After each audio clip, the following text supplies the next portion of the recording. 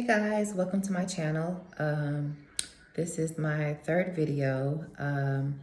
Today I wanted to talk about my journey. I wanted to talk about basically how I found out I had breast cancer and some of the things that I went through while on my journey.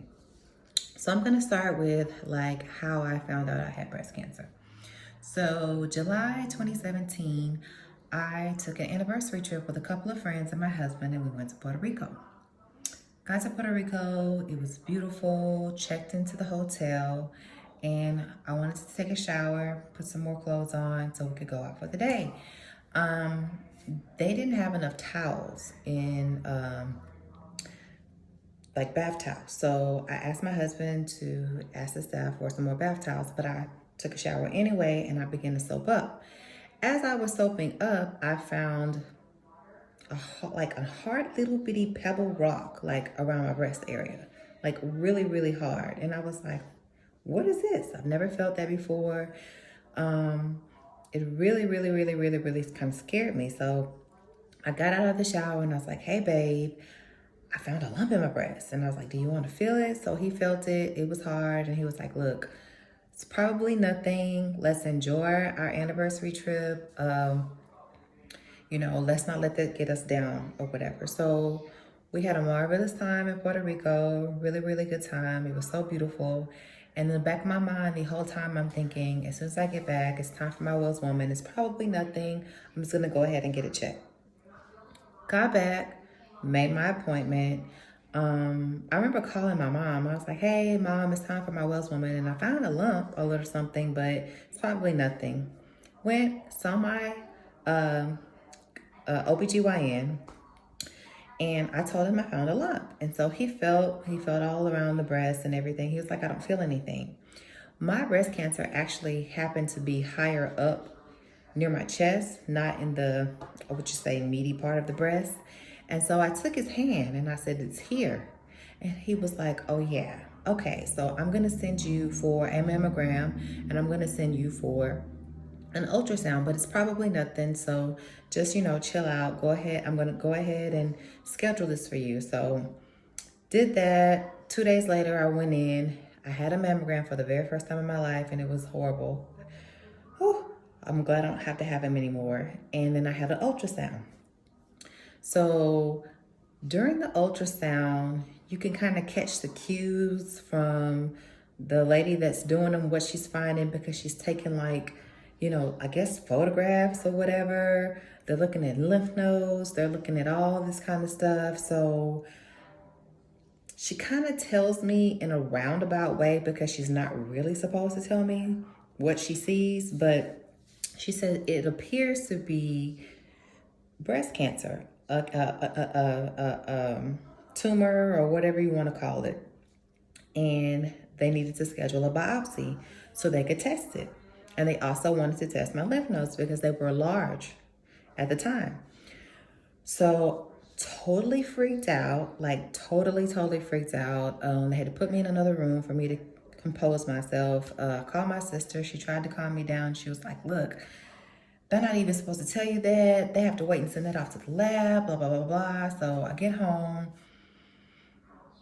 try to make it through a couple of days, go back in, and they do the biopsy where they go in and they take a piece of the tumor off to test it, to see what stage it is. And they also tested my lymph nodes to see if it has spread to the lymph nodes. The lymph nodes is the gateway for your cancer to spread all over your body.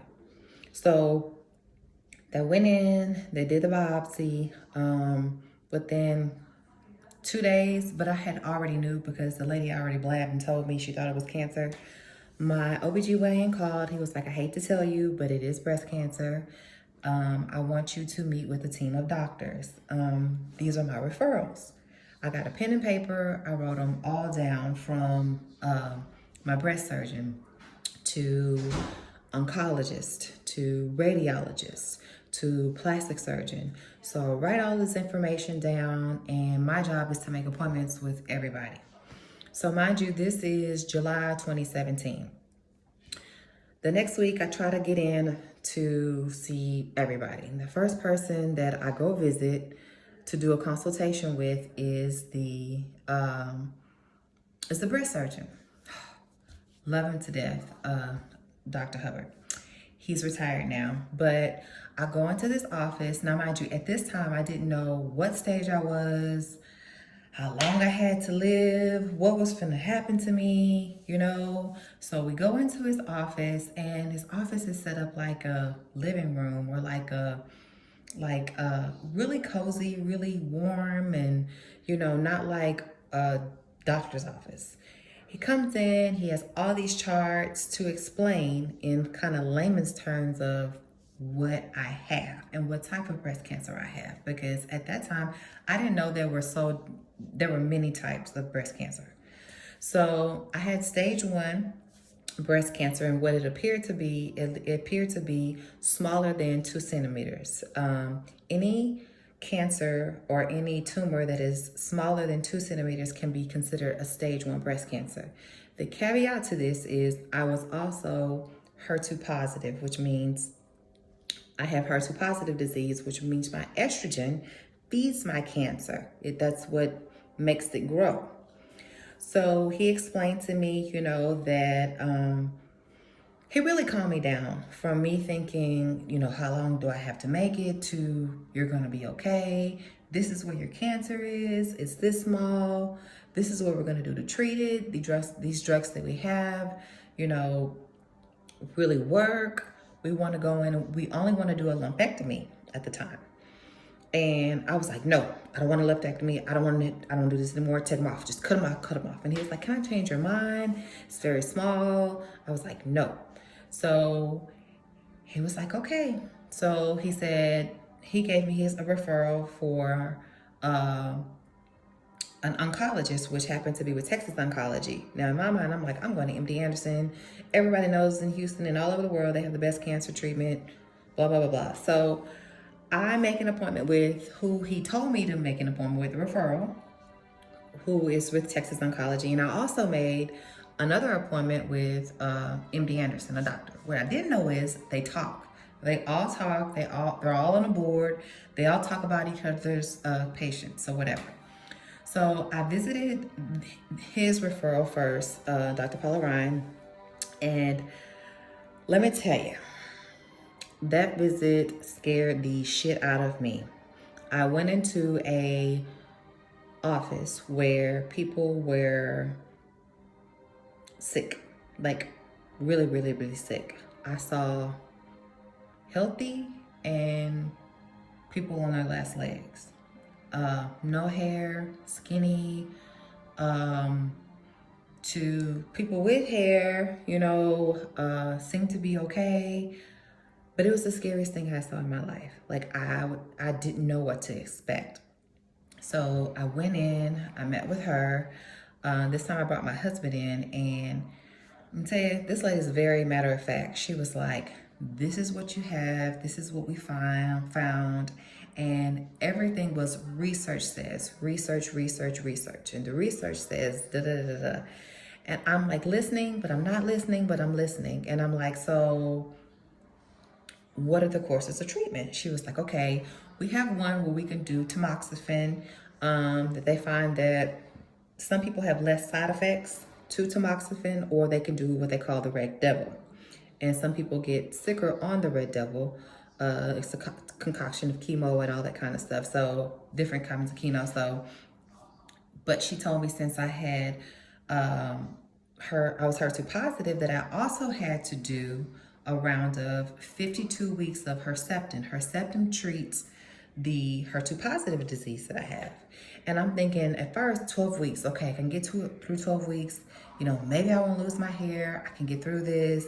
And she was like, you're gonna lose your hair. And I was like, well, maybe not. Has anybody like ever kept their hair? And she was like, no. And I was like, well, you don't know. My hair's strong, it's thick, you know, it's probably, you know. And she was just like, so it's like, okay, again, this doctor's not warm, fuzzy, anything. She's very a matter of fact, but she knows her shit. So she was telling me about Herceptin, how it works. I would be on it 52 weeks, and that it doesn't have any like side effects or anything like that. I would still have to come to the infusion, get it through my port, and all this kind of stuff after the 12 weeks of tamoxifen. So I'm like, okay, okay. And she asked me again, why don't we just do a lumpectomy? Why do you want to do a double mastectomy? And I was like, no, take them both. Just take them both. Because in my mind, I was like, I'm thinking that it might not ever come back again because I don't have boobs anymore. But what I've learned is it can come back somewhere else. It can come back, in my ovaries. It could come back as cervical cancer. That won't eliminate it like completely. So I still had in my mind, that's what I wanted. So I went to meet with the radiologist. I saw all what they did. Now, if I got a double mastectomy, which I got, I wouldn't have to do radiation. And I saw everything that they did. The visit was fine. And then I got a second opinion. I went to MD Anderson. When I got there, she had already reviewed my case. She reviewed my case with a friend who knew that I was coming over there, and she suggested the same round of treatment, and she was very nice, very more, warm and fuzzy. But I kind of felt like, do I want warm and fuzzy? Or I know somebody that knows their shit and is gonna get this shit. I want to live. Let me just go over here. I'm just gonna go back. I'm gonna go to Texas Oncology. I'm gonna go with Paula Ryan. I'm gonna get this done. So I decided to go with her. And basically on the second visit, she basically gave me a rundown of how this was gonna go. So first thing was that we're gonna have met with my breast surgeon. He was gonna remove the cancer. After I healed from the double mastectomy and him removing the cancer and the plastic surgeon coming in and putting the tissue expanders in, I had to have a tissue expander. By the way, my plastic surgeon is amazing. Shout out to my whole medical staff, or Dr. Ednam. So she put the tissue expanders in, and I had a skin-sparing, nipple-sparing double mastectomy, which means I kept all of my skin. They didn't cut it off. And so she puts these little things in there, tissue expanders, to stretch the skin. So they basically tell me, you're gonna have your surgery. After you heal from your surgery, then we're gonna start your chemo. And I'm like, okay, how long do I have? Mind you, I'm a graduate of Prairie View A&M University, and homecoming was big to me. And I was like, let me enjoy one last homecoming. Will I be healed enough to be able to go to homecoming, after my double mastectomy before I start my chemo? And they were like, yeah, you're probably gonna be able to go. So I went. I don't know if you could review my second video that I did, but where I have my hair, it's kind of long. That's when I decided to cut 3 inches off at that time. My hair was like right here at the time, and I wanted to gradually cut it. So I cut off 3 inches, went to homecoming. I had a good time. I could enjoy it like I usually did, or whatever, because I was still recovering. But I had my cousin with me. I had all my gal pals with me, and I had a good time before I started my chemo. One last hurrah before I started my chemo treatment. Fast forward to first chemo treatment. Scared out of my mind. I'm like, okay, I can do this. I get there. They put the port in during the surgery, and the infusion nurses are so nice. Oh, I just can't even